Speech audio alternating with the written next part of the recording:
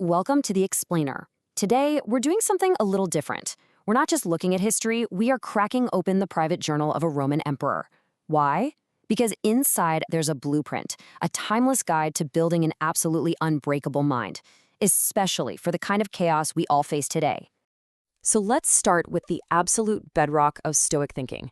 This one idea from Marcus Aurelius. Look, it's not just some nice quote you see on the internet. It is the master key. It's the radical shift in perspective you need to unlock real inner power. Everything else we're going to talk about, it all builds on this right here. Okay, so let's actually meet the man behind the words. And I don't mean the marble statues you see in museums. I mean Marcus Aurelius, the human being. A guy who was, for all intents and purposes, the most powerful man on the planet. And yet, he discovered his toughest fights, his real wars, were fought right inside his own head. I mean, just try to imagine the pressure he was under. You've got nonstop war on the borders, a plague just ripping through the empire, and you can't trust anyone because of political backstabbing. And with all of that going on, what does he write about in his private journal? Almost exclusively about this inner battle, the struggle to just be a good and rational person. And he asks this question, one that just echoes right through time, doesn't it? It's the same question we ask ourselves on a cold morning when the alarm goes off. It's not just about getting out of bed. It's a challenge, really. A call to get up and actually be who we're meant to be. So the big question is, how did he actually do it? How do you command yourself when it feels like the world is on fire? Well, he built his will on three, let's call them foundational pillars. And these aren't just philosophical ideas, okay? These are concrete, practical things you can do starting the second you wake up. So here they are. First, you have to find your purpose. That's your why, right? The fire inside that makes all the tough stuff worth it. Second, you count on yourself. This means having a real plan, a contract with yourself, not just, hoping for the best. And third, and this is the big one, you just show up every single day. That consistency is the engine. All right, let's dig into each of these. So about that first one, finding your purpose. Marcus Aurelius tells us something really important here. Purpose isn't something you just stumble upon one day, like finding a lost wallet. No, you forge it. You build it with your own two hands, one action at a time. You want to be a writer? You write. The purpose reveals itself in the work, not before it. And that brings us to counting on yourself. What this really means is you're making a pact, a deal with yourself. But here's the key.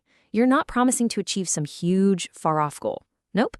You're just committing to the small, boring, daily things that get you there. It's like you're not trying to move the whole mountain at once. You're just promising to carry one stone today. And that third piece, showing up every day. Honestly, that's where the magic is. Just showing up is the win. Doing the work, especially on the days you really don't want to, that's what builds real character. It's not about being perfect. It's about your ability to get back on track after a bad day, to make sure one slip-up doesn't turn into a whole bad week. That's what makes all the difference. Okay, so once you have that foundation, purpose, a plan, consistency, now it's time to turn inward.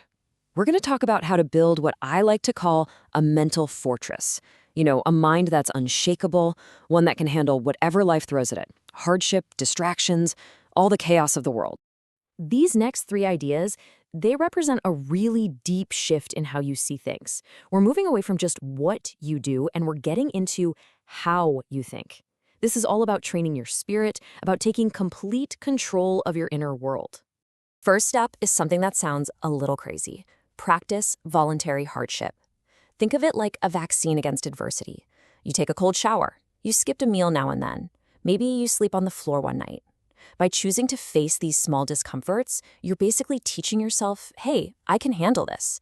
And what that does is it shrinks your fear of the real challenges, the ones you don't get to choose. All right, next is probably the most useful Stoic tool there is. It's called the Dichotomy of Control. It's super simple. You just have to constantly ask yourself one question. Is this in my control? If the answer is yes, then you pour all your energy into it. But if the answer is no, things like what other people think or what happened in the past, then you have to realize that worrying about it is just a complete waste of your life. Getting this one distinction right, that is the secret to peace of mind. And that leads us to this. Never, ever play the victim. This is all about taking radical ownership of your life. That why me feeling we all get sometimes, it is the absolute enemy of strength, because it just hands all your power over to things outside of you. A disciplined mind doesn't make excuses. It just asks a simple, powerful question. Okay, what can I do about this right now? So we've got a solid foundation, we've got a fortified mind. Now let's look at the tools you need to actually navigate the outside world. Because let's face it, it's a world just filled with temptations, criticism, and a million distractions. And these next three practices, think of them as your shield and your map.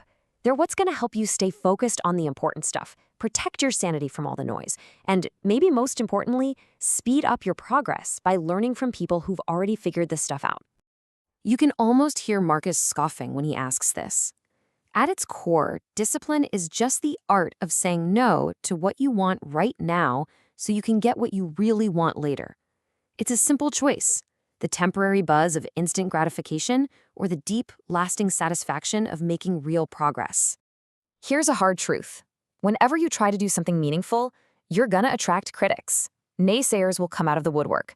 But you have to understand this. Their criticism, it's almost never about you. It's a reflection of their fears, their limits. So you have to make a choice. Just refuse to hand over your peace of mind to them. And remember, you don't have to figure all this out by yourself. Look for living blueprints. Find people, whether they're in books or in your own life, who have already mastered the things you want to master. See how they did it. Use their journey as a roadmap. It'll help you get where you're going so much faster and avoid a ton of mistakes along the way. Okay, so let's bring this all home. We're at the final keystone principle. This is the one practice that ties everything else together. It's what takes all these ideas we've been talking about and turns them from just concepts into something you actually do every single day.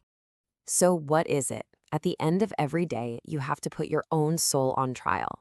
Now, that sounds intense, but it's not about being harsh or judging yourself. It's just about an honest look in the mirror.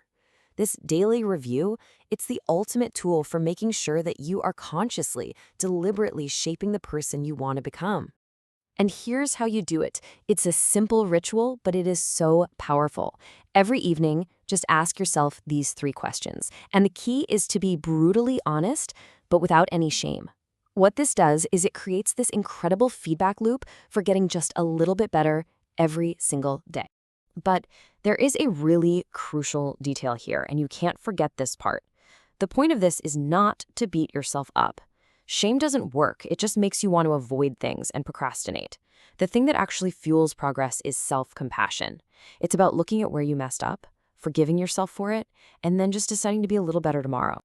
And really, that's the heart of all of this. This whole journey isn't about becoming some perfect, flawless statue of a Stoic. It's about something much more human. It's about the daily, deliberate, and compassionate quest for progress. It's just about building your will, one day, one single choice at a time. So the only question left is, what one small step are you going to take today?